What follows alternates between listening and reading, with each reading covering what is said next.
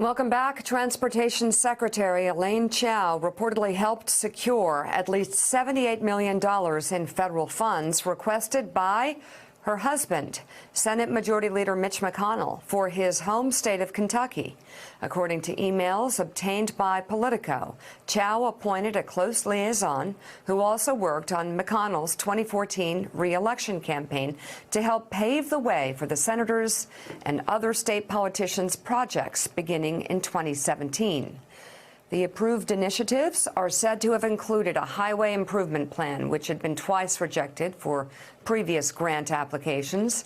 In all, the Kentucky projects funded by Chao's Transportation Department totaled at least $78 million, according to Politico. Now, ethical questions are being raised regarding the married couple's political power. Secretary Chao's office declined to respond to Politico's report.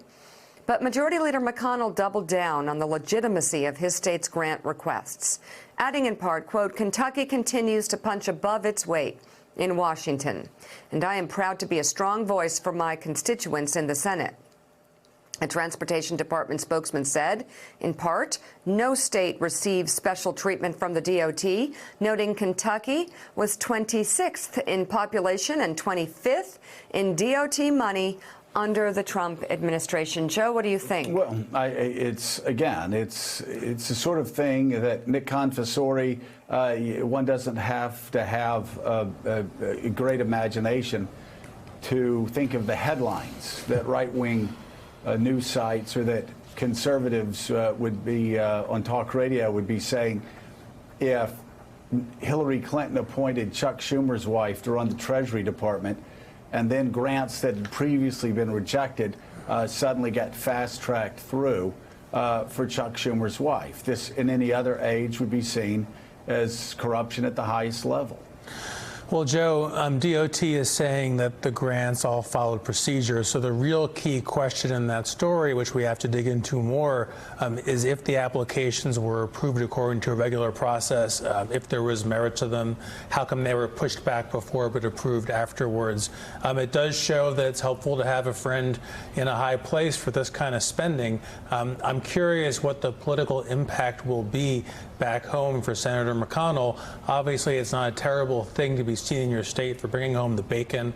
It's a bit of the way politics has worked in Washington for a long time, just not so much in the Tea Party era. I think a second story you should focus on is an expose last week in my paper, the New York Times, which showed that the Chao Family Shipping Company has benefited from policies that Chao has pushed as Secretary of Transportation. She has essentially pulled back and downgraded some programs to support American shipping, which has been a benefit for her family's company, which has close ties to China. That one, it seems to me, strikes more directly at some inconsistencies between the administration's tough stance on China and the policies actually happening under the hood. Well, and of course, Gene Robinson, the hypocrisy is breathtaking. You can look at Elaine Chao. You can go back to former members of the Trump administration. You can look at current members of the Trump administration.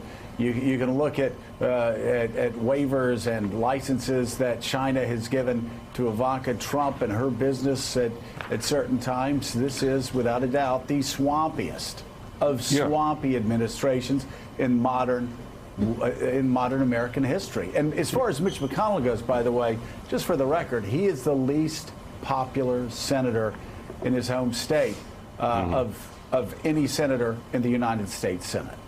Yeah, I mean, I think you have to go back to the Harding administration at least to find this level of corruption. I mean, let's call it what it is. It is to me, this is corruption. And Elaine Chao is not the only example. You just kind of work your way through that swamp creature cabinet of Donald Trump's and then down in the agencies, and you just see the most amazing sort of self-dealing and self-enrichment. That's what he's brought to Washington. That's what he's augmented after, he follows perhaps the cleanest administration, I should note, that we've seen in a long time. Remember, in the Obama years, nobody got indicted, nobody got arrested, nobody got convicted, and here we are in this what is really just a cesspool. It is breathtaking, but again, that's who Donald Trump is. Gene Robinson, thanks very much for being on this morning. Thanks for checking out MSNBC on YouTube, and make sure you subscribe to stay up to date on the day's biggest stories. And you can click on any of the videos around us to watch more from Morning Joe and MSNBC. Thanks so much for watching.